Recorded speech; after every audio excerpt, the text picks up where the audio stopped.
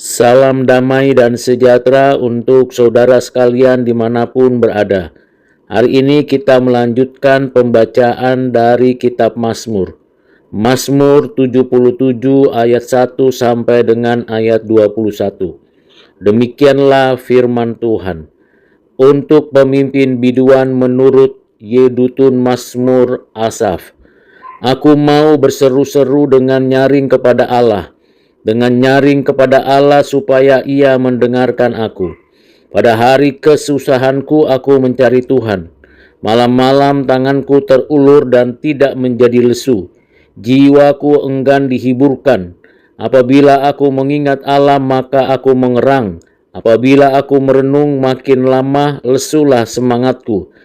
Engkau membuat mataku tetap terbuka. Aku gelisah sehingga tidak dapat berkata-kata. Aku memikir-mikir hari-hari zaman purbakala. Tahun-tahun zaman dahulu aku ingat. Aku sebut-sebut pada waktu malam dalam hatiku. Aku merenung dan rohku mencari-cari. Untuk selamanyakah Tuhan menolak dan tidak kembali bermurah hati lagi? Sudah lenyapkah untuk seterusnya kasih setianya? Telah berakhirkah janji itu berlaku turun-temurun?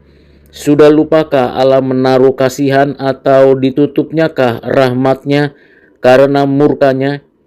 Maka kataku, inilah yang menikam hatiku, bahwa tangan kanan yang maha tinggi berubah. Aku hendak mengingat perbuatan-perbuatan Tuhan. Ya, aku hendak mengingat keajaiban-keajaibanmu dari zaman purbakala. Aku hendak menyebut-nyebut segala pekerjaanmu dan merenungkan perbuatan-perbuatanmu. Ya Allah, jalanmu adalah kudus. Allah manakah yang begitu besar seperti Allah kami? Engkaulah Allah yang melakukan keajaiban. Engkau telah menyatakan kuasamu di antara bangsa-bangsa. Dengan lenganmu engkau telah menebus umatmu, Bani Yakub dan Bani Yusuf. Air telah melihat engkau, ya Allah, air telah melihat engkau, lalu menjadi gentar, bahkan samudra ya raya gemetar. Awan-awan mencurahkan air, awan gemawan bergemuruh, bahkan anak-anak panahmu berterbangan. Deru gunturmu menggelinding, kilat-kilat menerangi dunia. Bumi gemetar dan bergoncang. Melalui laut jalanmu dan lorongmu melalui muka air yang luas. Tetapi jejakmu tidak kelihatan. Engkau telah menuntun umatmu seperti kawanan domba dengan perantaraan Musa dan Harun. Demikianlah firman Tuhan. Yang berbahagia adalah kita yang menyimpan firman Tuhan, melakukannya dalam kehidupan sehari-hari. Saudara yang kekasih di dalam Kristus, kalau kita memperhatikan bagian dari Mazmur 77 ini, kita akan mendapatkan beberapa pembelajaran penting yang perlu untuk kita pikirkan dan kita renungkan, yaitu dari pasal 77 kitab Mazmur ayat 1 sampai 10 bertemakan tentang permohonan-permohonan yang penuh kesedihan. Dan tentunya ini hal yang kita lihat dari Mazmur 77 ayat 1 sampai 10. Lalu bagaimana dengan ayat 11 sampai dengan ayat yang ke-21? Tema yang dijelaskan di dalam ayat-ayat tersebut ialah berkaitan dengan pengakuan akan kebesaran Allah dan keajaiban yang diperbuat Allah bagi umatnya. Saudara yang kekasih di dalam Kristus, mari kita perhatikan bagian pertama dari Mazmur tersebut. Di dalam ayat 1 sampai dengan ayat yang ke-11 atau ayat yang ke-10 jelas sekali pemazmur berseru meminta pertolongan, meminta belas kasihan, dan berharap akan kemurahan hati Tuhan, kebaikannya, dan segala pertolongannya. Mengapa demikian? Karena pemazmur menyadari bahwa hanya Allah lah tempat dia mengadu, bahwa hanya Allah sajalah yang menjadi sumber kekuatan dan penghiburan, bahwa hanya Allah sajalah yang memberikan kepadanya jalan keluar di tengah kesulitan dan pergumulan hidup. Itu sebabnya pemazmur berseru agar kiranya Tuhan memberikan kelepasan dan kelegaan karena sudah dialaminya keletilesuan, ketidakberdayaan, bahkan kesedihan. Karena itu permintaannya adalah permintaan yang memohon kemurahan hati Tuhan. Permintaannya didasarkan pada Allah yang menyatakan janji, covenant, dan berkat-Nya. Pemazmur berupaya untuk mengingat kembali dan merenungkan apa yang sudah dinyatakan Allah dalam hidupnya. Dan pemazmur mengarahkan dirinya hanya berbicara kepada Allah, tidak berbicara kepada siapapun dan kepada apapun. Dia dengan sadar berseru kepada Tuhan Allah yang setia, menjaga, memelihara, menopang umat-Nya. Tuhan Allah yang memperhatikan tiap-tiap individu dari umat-Nya. Tidak ada satupun yang terlewatkan.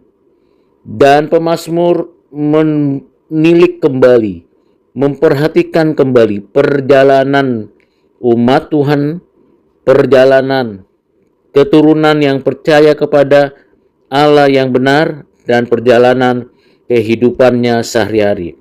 Jadi di sini pemazmur mengajak siapapun pembaca dari firman Tuhan ini untuk kembali memikirkan apa yang sudah dinikmati dan sudah berhasil mendapatkan manfaatnya bagi kehidupan sehari-hari.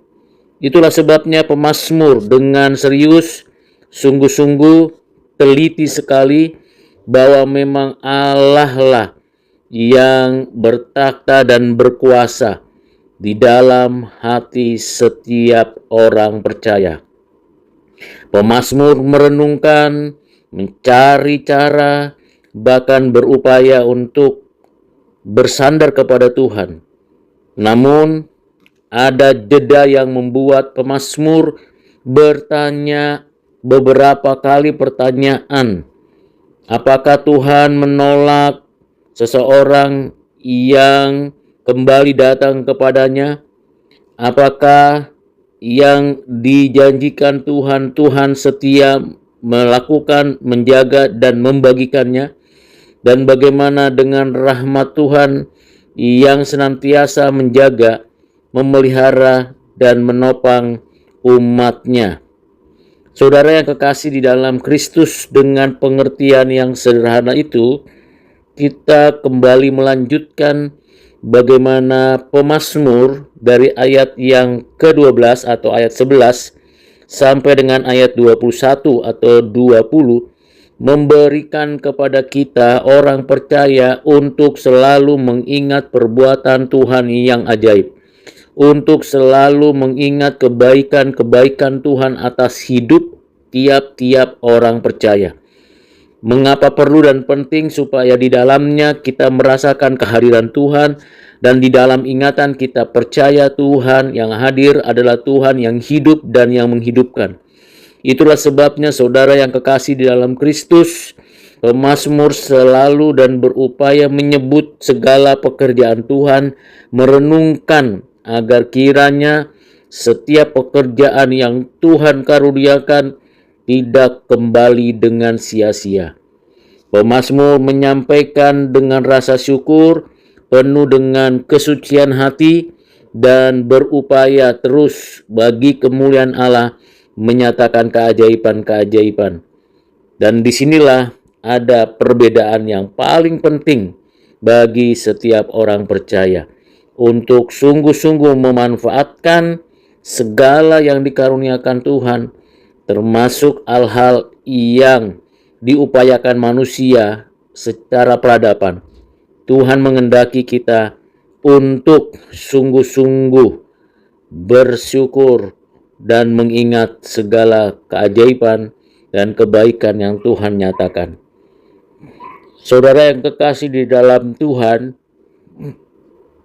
kita bersyukur bahwa dengan kita memperhatikan apa yang Tuhan nyatakan secara konkret dalam hidup kita dan merenungkan apa yang sudah terjadi dan mengharapkan apa yang sedang dan akan terjadi, maka kita sungguh perlu menyadari bahwa Tuhan Allah adalah Tuhan yang berkarya.